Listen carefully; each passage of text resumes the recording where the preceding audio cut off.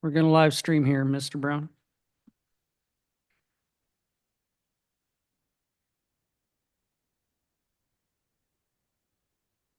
We're going to live stream here, Mr. Brown.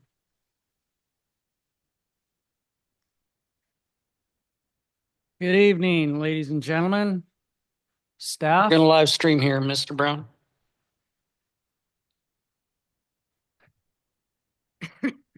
Welcome to tonight's regular meeting of council for February 25th, held here and transmitted electronically via the council chambers at 39 South Shore Road in Lake Cowichan, British Columbia. I'd first of all like to acknowledge with gratitude our gathering tonight on the ancestral unceded territory of the Subasset people who have stewarded these lands for millennia. We thank them for sharing those lands with us. Before we go to our agenda, I would like to turn your attention to the screen and introduce our interim CAO, Mr. Mark Brown. Mr. Brown has agreed to guide us temporarily, both remotely as tonight and in person when available, as we move forward in a search for a replacement CAO upon Mr. Fernandez's retirement. So I'll turn to you, Mr. Brown, if you have anything to say. Thank you, Mayor. Can you hear me better with this headset? We can hear you slightly, but Okay. the recording should pick it up. All right. Well, I'll speak as loud as I can. I'm very pleased to be your interim CAO. I started last week, and as you stated, working remotely for the next couple of weeks until I can get there in person. But met some of your staff in person and through various emails and hit the ground running. So very pleased to be a part of your organization and as you said, help you guide you through the next few months and assisting with recruitment for the full-time CAO. Thank you very much, and we apologize for throwing you into the fire, but it's lonely at the top. It's all good. Thank you. So moving forward, I'm looking for any introduction of late items. Ms. Gill, do we have an in-camera edition?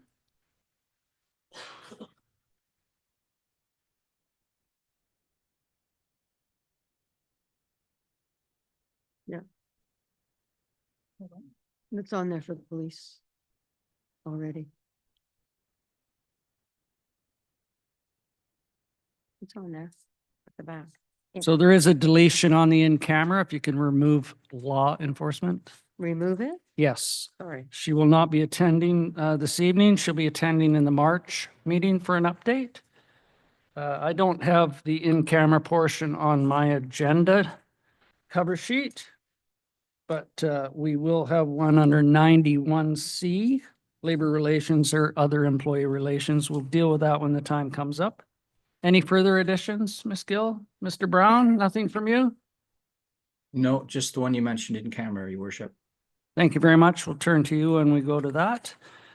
Anything from councillors? Okay, looking for approval of the agenda as presented, please. Moved by Councillor Sandu and seconded by Councillor Austin. All in favor? Opposed, if any?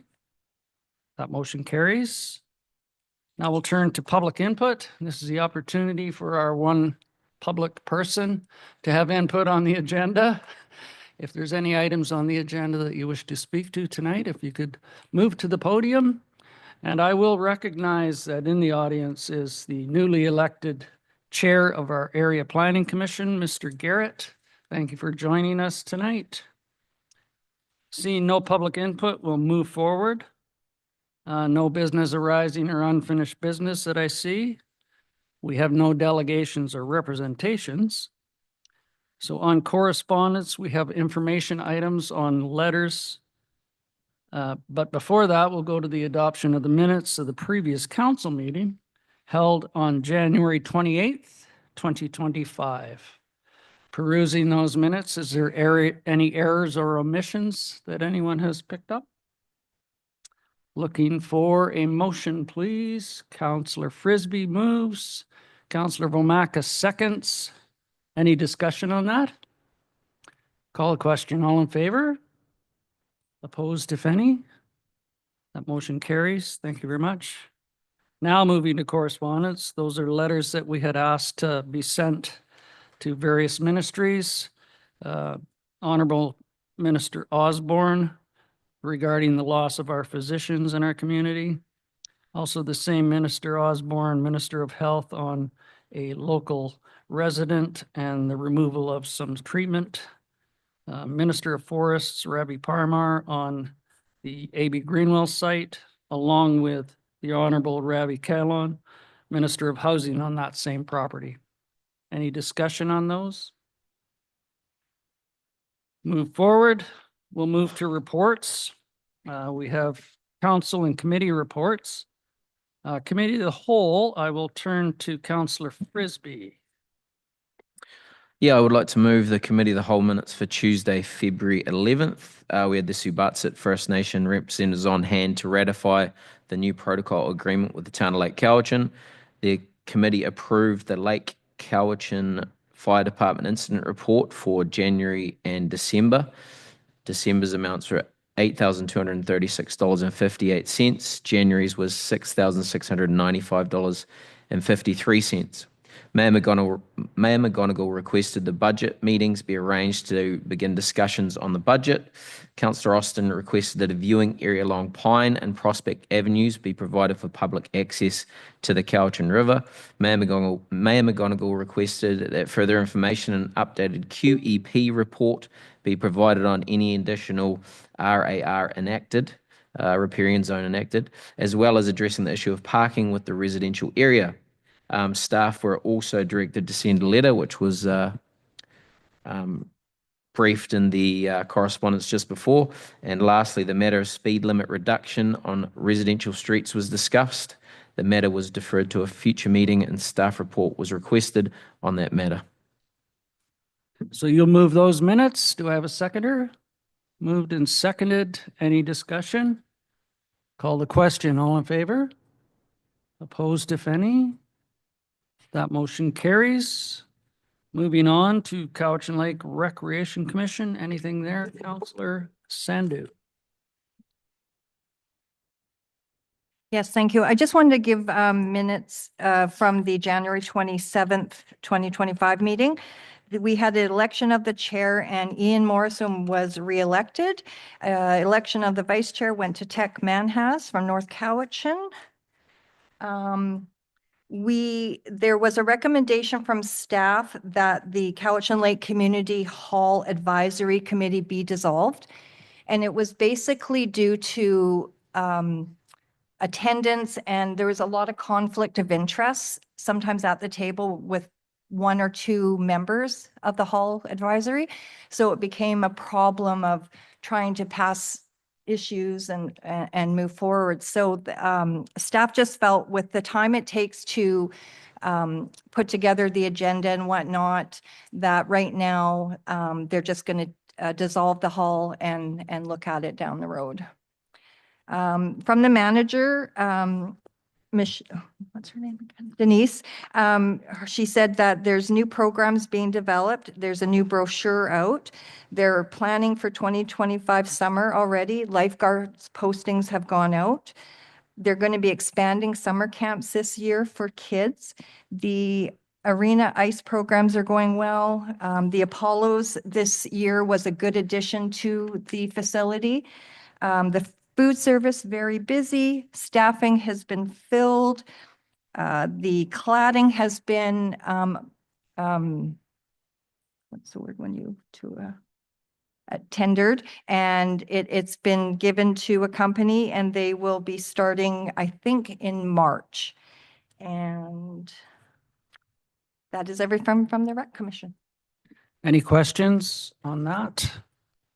I do have a question. So with the abolishment of the Halls Committee, will that reside within the Lake Cowichan Recreation Commission to look at those points? Yes. And our next meeting is March 31st, 2025. Thank you very much.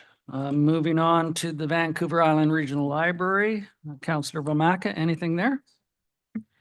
Yeah, it was nice to be back after 4 years absence. It was a annual general meeting along with new trustee orientation. So there was nice to get a refresher. Few things that the library's been going through, which I talked to our finance earlier about, was that a lot of the reserve funding that was put aside, we thought that it was fully funded, but they called it aspirational funding. And so it wasn't actually cash in the bank. And so Tech Manis, who's a board member, had urged council for us to go back to our tables and ask whether our reserves are fully funded, that if you wanted to buy something today, the money was in the bank, because they ended up 2 years ago in a situation where whatever was reserved, there was no cash behind it. And so now they have a new finance person, and it's taken them 2 years to get to the point where they have half of that aspirational funds fully funded now. But it's going to take a while to the point that there was a freeze on new hires. So anybody that left a position, other people had to pick up the shortfall. And they said that they were really surprised that even individual libraries who found out about the state that the libraries were in, some libraries got to the point where they were locking up their stationery and their pens just to help the library get back on track. And another thing that's coming up is, I think it's 6 libraries out of the 38. They're now having to put in line items for security, because they're having so many issues, whether it's people who are marginalized coming in and using the washrooms, making personal threats towards staff. And so this was never in the budget, but now they're saying this may be a new reality, that a lot of these branches may have to start to budget for security. Yeah, so it was an interesting meeting. It was nice to be back. Thank you. Great. Any questions to Councillor Vomaka on those? That's just for information. Moving forward, under the Advisory Planning Commission, I attended in Councillor Sandhu's absence, and you'll note that the minutes are within the agenda under reports. If you want to bring those up, if there's any questions on those, we'd most certainly try to answer as best we can.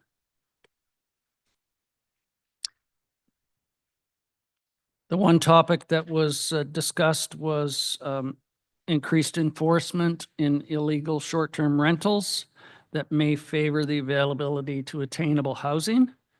And the commission recommended that council consider the opt-in principle residence provision under Bill 35 to permit short-term rentals in Lake Cowichan.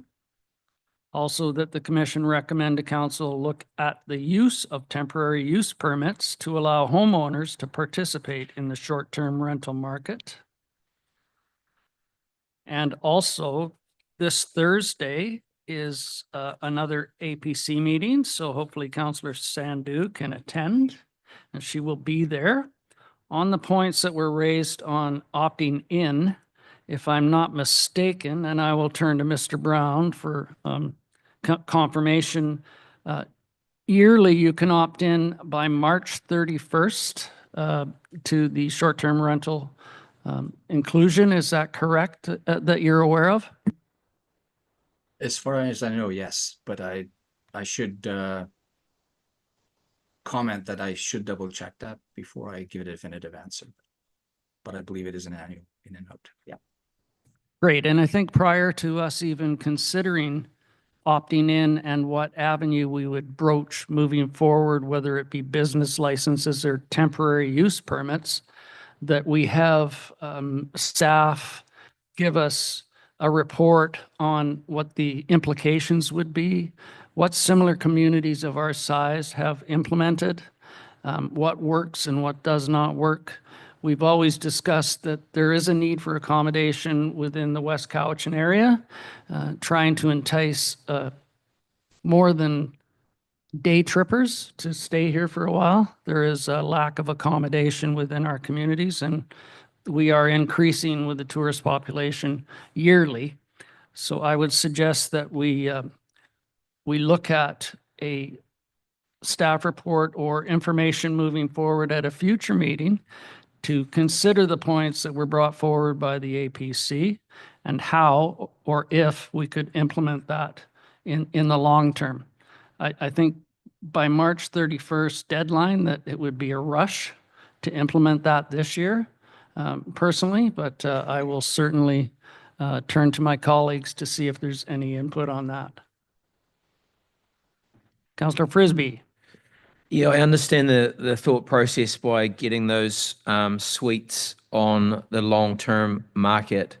My only concern is that there's a lot of houses that will be fully rented out along the lake and the riverfront that if we were to opt in, they would disappear from the short-term rental market. They won't enter the long-term rental market. So if you're looking at houses, in the $1 million range, you're not going to get affordable accommodation out of that. So I think everyone knows my opinion on this. I think we should leave it and we should try and control it ourselves and come up with unique requirements for short-term rentals. I think we could almost classify ourselves as borderline resort community during the summer. And as you know, other resort towns aren't affected by these short-term rental restrictions. But we're a unique community in these terms, and I think there is a middle ground that this council and this staff can come up with. I understand that there are some concerns on policing or enforcement around these short-term rentals. I think there's a lot of situations that maybe Lake Cowichan misses out on some of those policing and funding from a provincial standpoint. So it would be great if we could come up with business licenses that would give us a bit more income to maybe expand the role of our bylaw officer to crack down on some of these things. So I really want to emphasize that I'd love to keep this in our control instead of just opting in and leaving it in someone else's control. Appreciate that. And I think it's important that we do the investigation prior to jumping in with both feet as was suggested previously. I respect the input from the Area Planning Commission and their concerns on attainable and affordable housing, but I don't want to knee-jerk into opting in without having a full plan in place to move forward respectfully on not just the short-term rental, but the people visiting our communities. Anyone else? Absolutely. Follow up, Councillor Frisbee. We have been requesting a report from staff for a long time on this with business licenses and things like that, but I don't really know who it would fall under as far as staff. Like, I don't think, do we have the capabilities in our staff to be able to deep dive into something like that? I believe between our interim CAO and our planner, there could be an opportunity to move forward. If I'm not mistaken, Mr. Brown, I'm sure you've had some experience in the short-term legislation. Yes, Your Worship. I was just going to state that I did attend a webinar a couple weeks ago that was put on by the provincial government that a number of CAOs and planners attended from around the province. So I could certainly share that PowerPoint that was presented to both staff, council, and the APC. But to answer your other question, yeah, I would be pleased to work with Brigitte on that. Great. So upon your return, maybe we'll gather and go over some of that information for a future meeting or a workshop, et cetera. Yep, by all means. Thank you. That concludes. Moving forward, Community Forest Co-op. There was a board meeting last Thursday at the new board office just down the road. Within that, there was discussion on budget for this year and how to incorporate some of the funds going out to the community. There are some applications that have been received from community groups to acquire some of the funds within that program of community benefits, alongside the continuous contributions that are yearly to the food bank, et cetera. Scholarships, $3 $2,000 scholarships are done yearly. There was some applications for various capital projects by service groups. that will be vetted by the Finance Committee and brought forward for discussion to the board. At that meeting, the Cowichan District Hospital Association made a presentation on a program that they are doing to try to engage entrepreneurs or other opportunities for funds to be collected for additional medical equipment within the new hospital. The auxiliary, I believe it is, if I'm not mistaken, turned to my alternate counselor Omaka attended just to get an idea of what the Forest Co-op is about. We are a shareholder within that, as it was incorporated many years ago by a former government and then updated to a new community forest license. So they have been partnered with the Jim Pattison Group to raise funds up to $5 million, which will be matched by the Jim Pattison Group. So they made a presentation on the project, on what is looked at for extra medical equipment, for instance, and just gave a brief overview of the project moving forward.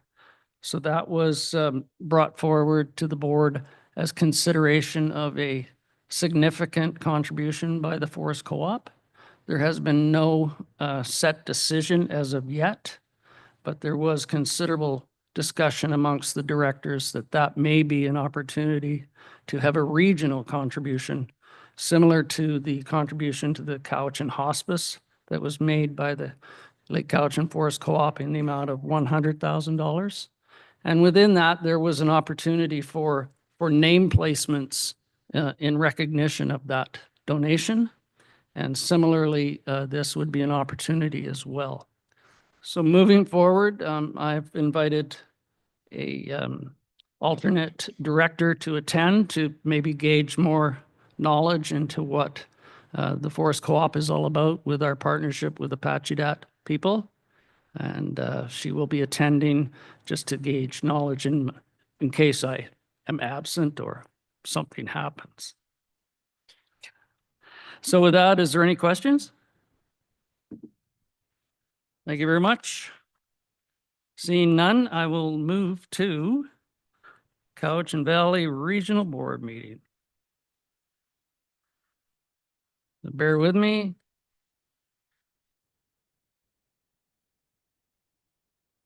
Just got to get my notes up.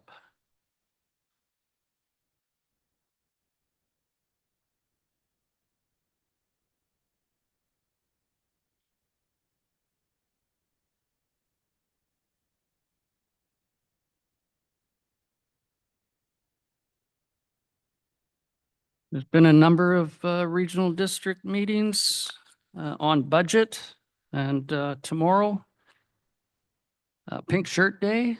I will be rocking the pink shirt at the CBRD board to go over the budget approval and the bylaws that will come forward in the 5-year financial plan. But in previous meetings, there were some highlights, and the communications department in the regional district is sending out a newsletter. And if you would like, I can forward that to you once I receive it monthly. And you can follow along with some of the highlights, so to speak, of what occurs within not only the CBRD board, but the hospital board, the committee of the whole, and electoral area services. Although I'm not involved in those discussions, we are impacted by electoral areas, not only in our surrounding area, but also within the region itself. So at the committee of the whole, the Vancouver Island University Agriculture Development Program, the funds of $10,000 was released for the 2024 contribution to this program. And the funding of that is allocated through Economic Development Division of the region. And there was a contribution approved of 2024 and 2025 budget years. So this was the first payment into the Agricultural Development Program in the VIU University program. There was an agreement, office lease agreement with the Massachi Hall for the post office use. And significant financial gain to the regional district of $177.26 a month. That is attainable. Also, there was some public feedback on the 2025 budget. There was a number of budget public consultation meetings throughout the regional district, whether they were online or in person. There was one at the Curling Lounge for Area F, I, and the town. It was one of the better attended budget sessions within the regional district, and all were included on the CBRD events calendar. Those will be posted again for next year. I think we will follow the same format. Previous years were only done virtually, and there was very little uptick on public engagement with those. Also, at the ESC board, there was a water pilot project application for unmetered water systems to try to get meters within those systems. Comprehensive zoning bylaw within the electoral areas. Also, to the Committee of the Whole Board, there was a request for additional funding from the Island Corridor Foundation. They received a government grant for significant funds to look at supporting the continuation of the work on shared vision of the Island Corridor Foundation. That's a shared project with First Nations up and down the corridor. So there was $30,000 afforded through the Function 100, which is general government, through the Strategic Investment Fund portion of that. Also, in the Committee of the Whole, the Indigenous Relations Framework report was given to the board for consideration on activities within the 9 First Nations that reside within the boundaries of the CBRD. Also, there was the inaugural meeting of the Accessibility Committee, and we, as a municipality, have given that task to our Area Planning Commission. As I stated earlier, there's a number of different approaches on that legislated approach from the province. The CBRD put out a call for volunteers, and a number of them put their names forward. Initially, there was a problem trying to collaborate everyone to get together for a meeting. So reappointments had to occur. And within that, there were 2 directors who were appointed to the Accessibility Advisory Committee, myself and Director Abbott from Cowichan Bay. So the first meeting was just a workshop on the ideas of what the Accessibility Committee plan was, which was endorsed by the board, and how to work forward in improving or updating that through the input of many members from the Accessibility Commission. So with that, if there's any questions, you can watch tomorrow for the final discussion on the budget, the 5-year bylaw, financial plan, and this year's budget will be discussed and voted on tomorrow. Moving forward, if there are no questions, move to the community outreach team, and I'll turn to Councillor Austin, please. Thank you. I was unable to attend the meeting this month, and I have not received any minutes. I imagine they're still going along with all the different projects they have, and the next meeting will be the 3rd Thursday in March. Thank you very much. I have nothing to report on our Cowichan. So I will turn to Councillor Sandu for the Cowichan Watershed Board, please. Thank you. We held our monthly meeting yesterday, and I wanted to announce that on Saturday, March 22nd, from 10 a.m. to 1:30, it's World Water Day. And there's going to be tours of the weir made available. So anyone wanting to have a tour of the weir, there will be 3 times. It'll be 10 a.m., 11 a.m., and 12:30 p.m. And Brian Houle from Catalyst and Tom Rutherford from the Cowichan Watershed Board will be giving these tours. So they're free. There's no cost. It's just an opportunity for any residents to come and have a tour. And they also said if council would like to have a one-on-one tour before before 10 a.m., they would accommodate us, just so we could have some more communication regarding the status of the weir, the new weir. There is some information, but it's not public, so that's that. And yesterday it was Chief Daniel's birthday, so when she walked into the room, we sang happy birthday in Hulkaminam.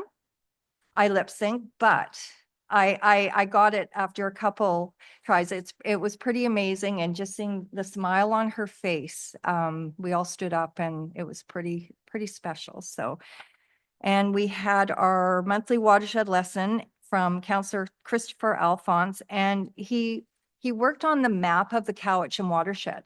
So they have actually names of all the creeks and rivers on this map and in Hulkaminam.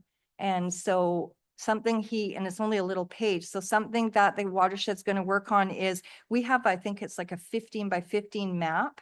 So we're actually going to monthly start putting little names on the map to try and build it. So it'll be this huge map with the actual Hulkaminam names of the creeks and rivers. And we also had a working session of the impact plan of the next 3 years. And there were 3 questions that we were asked is, how can the Cowichan Watershed Board members engage in each element of the work? And we kind of came to the conclusion that we're not experts, but we're there to listen and help where needed. So our staff appreciate that. The other one was, are there gaps in our collective knowledge that we should fill? One of the issues is the history of the Cowichan watershed. And so Chief Daniels will be asking for any Cowichan tribes elders to come to our monthly meetings and give us some knowledge and history of the Cowichan watershed. And the third question was any direction needed for staff, and there wasn't any. So our next meeting is March 31st. Great. Any questions to Councillor Sandu? I know the last water day was very well attended last year, and hopefully we get similar turnout. There was a number of tours that were afforded to people within that day, and it was very informative. So if you get a chance, please attend March 22nd. March 22nd. Thank 10 a.m. you. Moving forward, Otaki Twinning, anything there, Councillor Austin? Thank you. The February meeting was canceled due to weather, and the next meeting is March 3rd at 6 p.m. If Councillor Frisbee is available for that, I will introduce him and then do my little spiel about the 2026 group I'm going to start working on, and then I will turn that over to him for this one, if he wants to do the reports for the ones now.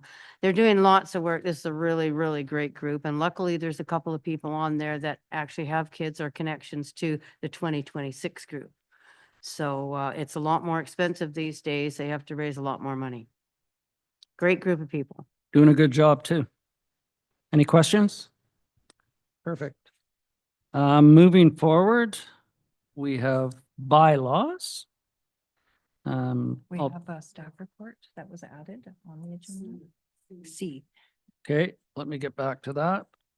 Go to my email. Yes, there was one, wasn't there? Revised agenda. Okay. So this is from our Superintendent of Public Works. It is pre-budget approval funding.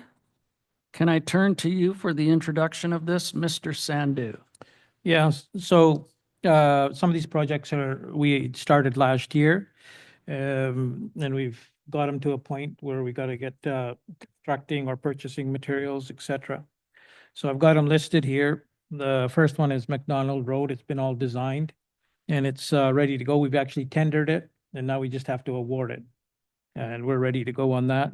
And this amount covers the construction cost and the engineer's costs to oversee the project. The second one is the sanitary lagoon, which we've been working on for a while. And you can see we're looking for 1.5 there. We've got quite a bit of works. They've already started there, so we've got to get the money approved to continue.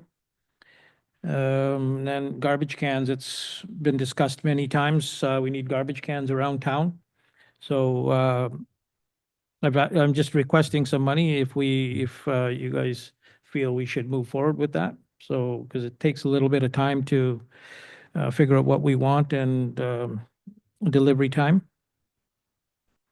And fourth one is the garbage cans, organic cans. We've got an order placed, it's been delayed, and they're the 120-liter cans, bear resistant. This was a discussion Joe and I had. We ordered some, there wasn't a lot. And at this point, we're right out of 80-liter cans. So if we want to continue with some of our 80-liter cans, we need to order more. Or if we want to move forward with bear resistant cans, we got to make that decision and order more cans that way too. Thank you. I'll turn to Ms. Gill. All of these have been discussed in the senior management budget discussions, or is a couple of these additions? No, these have all been discussed. Thank you very much. So we've discussed almost to a limit bear-resistant cans for a long time, not only for residential receptacles, but also throughout town in the ornamental ones. So when we look at the purchase of garbage cans for around town number 3, would that be the replacement of those ornamental ones? That's correct, yeah. And would they be of a bear resistant idea? If we get new ones, we will be going bear resistant, a completely different style, and we'll have to determine what we want. Okay, thank you. And with that, there was a presentation by the Chamber of Commerce on a grant application to perhaps collaborate. Would that be an opportunity to increase the number should they be successful in that grant?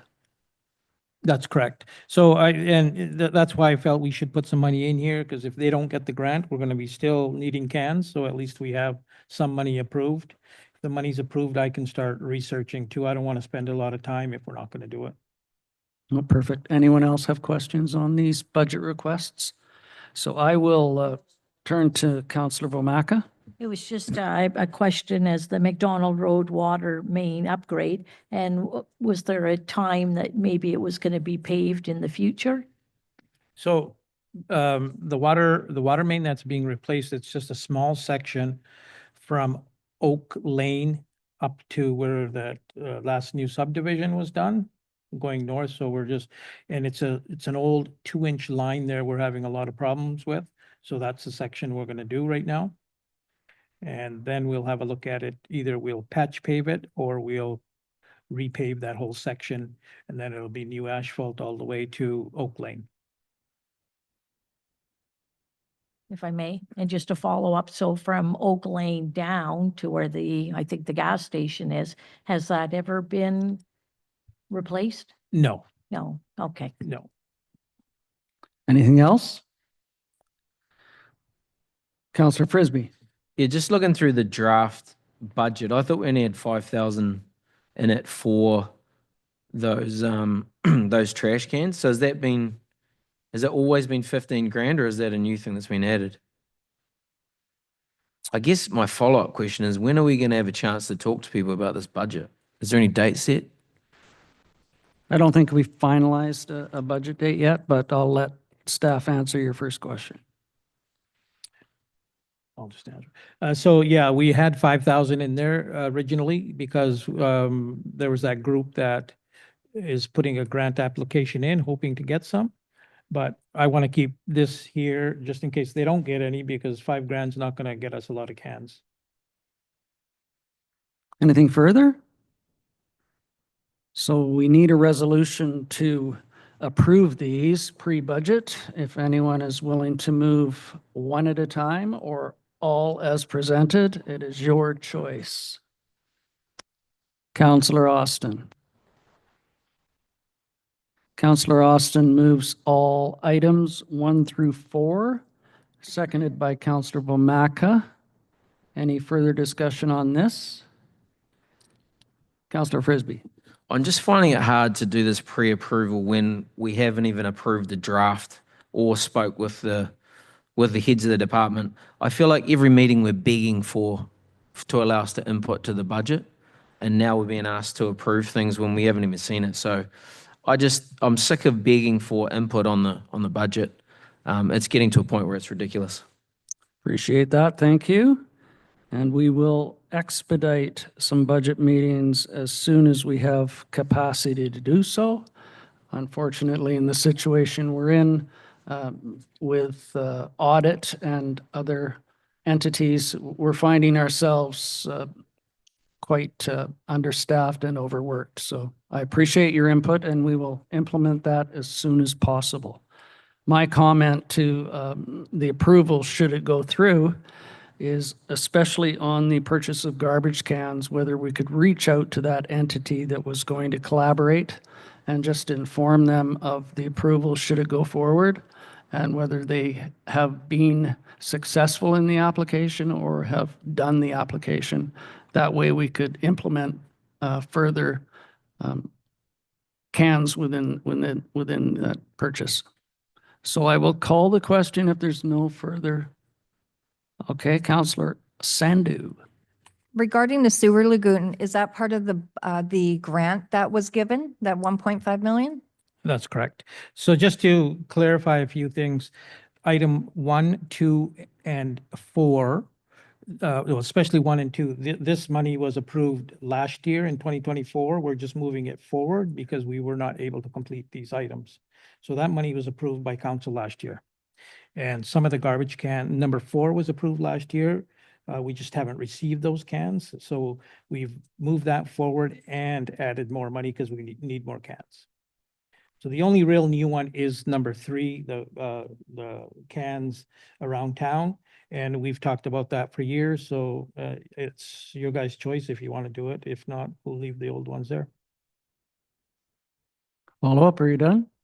I was just going to add one more comment just regarding what Councillor Frisbee was saying, is that the other issue we were talked about was along budget discussions was having a planning session. And I think the planning session sometimes needs to come ahead of the budget talk so that we can get an idea as to what staff is looking at for 2025.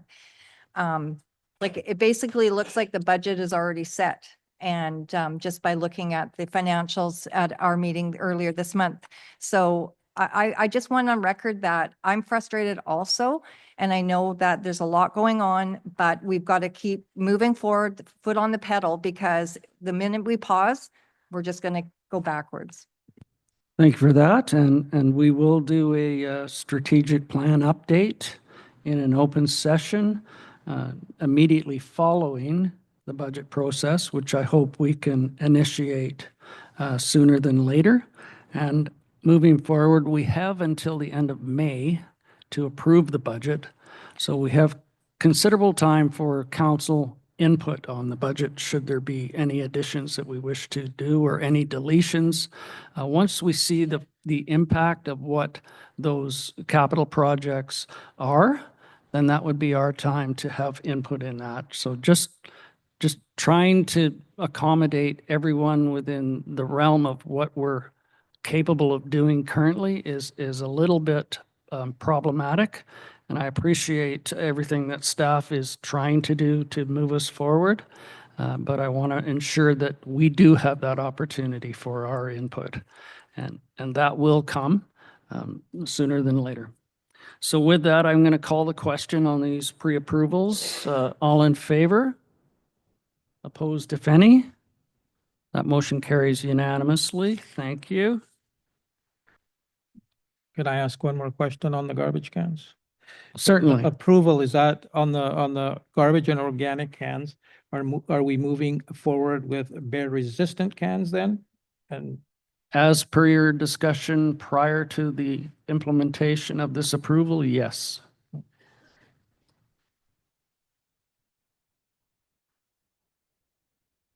Now we will move to bylaws. I will look to Ms. Gill for the first bylaw, please. Yes, the first bylaw is 116/2025, the sewer parcel tax. And it is increasing from 250 to 325 per parcel, starting with 2025. This bylaw is here for first, second, and third reading. So I'm looking for someone to move that. Moved, seconded. Discussion on that? So I unfortunately cannot support this, as I didn't support it within the committee of the whole on financial matters that have arisen. So I don't think it would be appropriate for me not to stand that ground. So I will not approve the sewer parcel tax increase at this time. Councillor Vomaka? I also didn't approve the $75 increase. I thought it was just a little bit too much. I would have been more in line with the $50 of the other one. And so I also don't approve it. So we have Councillor Sandu. Well, I was just going to say, I approved it for the reasons that the cost of having the water treatment plant is, and this is where we're at, there's no money in the bank. And we need extra funds. So I support this. Anyone else?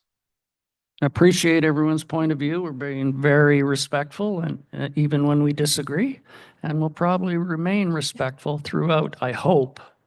I'm going to call the question. All in favor? First, second, and third reading. Those opposed? Councillor Bomaka opposed. Mayor McGonigal opposed. That motion carries. Thank you. Moving forward to the second bylaw, Ms. Gill, please. Yes, the second bylaw is the water parcel tax bylaw 117/2025. This bylaw increases the water parcel tax, from $300 to $350, and it is also here for first, second, and third reading. Do I have a mover for that? Councillor Austin, seconded by Councillor Bomaka. Any discussion on this item? And again, it's a difficult decision when any body increases either parcel taxes or property taxes. And unfortunately, under the municipal purview, that is the only opportunity for raising funds that we currently have. We've stated numerous times through our higher organizations, whether it be Union of British Columbia Municipalities or the Federation of Canadian Municipalities, that the property tax system is an archaic system for raising funds, unsustainable moving forward. So we will continue to lobby for a different financial approach, whether it's perhaps having a portion of income tax returned to municipalities on a per capita basis, for municipalities to provide 60 to 70% of the services on 8% of tax dollars totally collected is unsustainable. Unfortunately, this is the only avenue we have for revenues aside from grants and other offers from federal and provincial entities. So this is what we live with for now. And if there's no other input, I will call the question on bylaw 117-2025. All in favor? Opposed? That motion carries. Thank you. There is no mayor's report. I didn't see any notices of motion at the beginning of the meeting. Are there any here? Councillor Austin?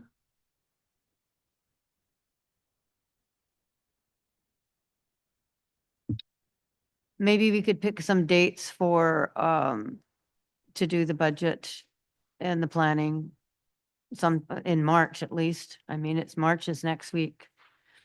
So perhaps if we can just have staff look at their availability within the timeline that they're currently working on audit, et cetera, as to how we could accommodate those meetings between yourself, Ms. Gill, and Mr. Brown, whether you can look at schedules and see how we can implement at least the initial budget discussions moving forward, that would be appreciated.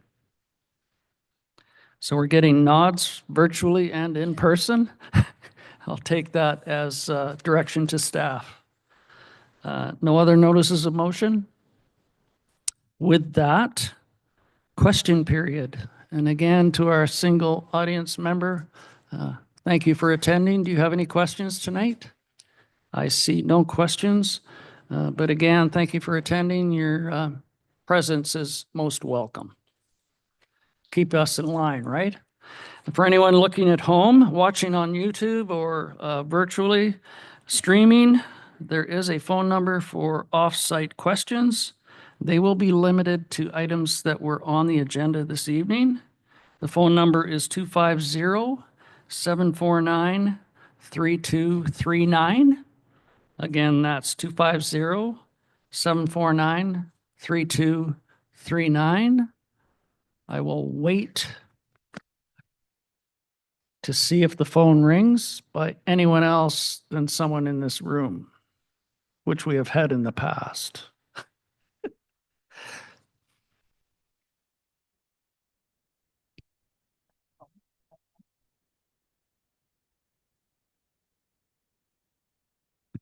But those who are watching at home or may perhaps watch later, if you do have a question, please feel free to reach out via email or phone the office with those questions, and we will do our best to get an answer to you as quickly as possible. So with that, I'm going to look to why we are moving in camera. Ms. Gill, did you want to announce that, or should I turn to Mr. Brown?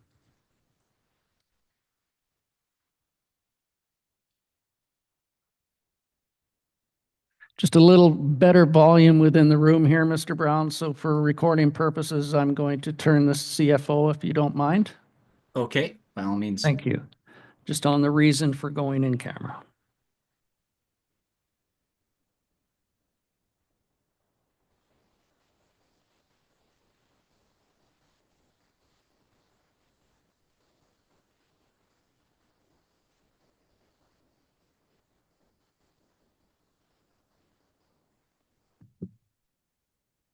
Okay, section 92 of the community charter requires that before a meeting or part of a meeting is closed to the public, the council must state by resolution that the meeting is to be closed. And the basis on which the meeting is to be closed falls under the following section. Section 91C, labor relations and other employee relations. So under 91C, labor relations, would someone like to move that we move in camera? Moved by Councillor Sandu, seconded by Councillor Bomaka. All in favor? Opposed, if any? That motion carries. So we'll just give a few minutes for the recording to stop, and we will welcome Mr. Brown to stay with us.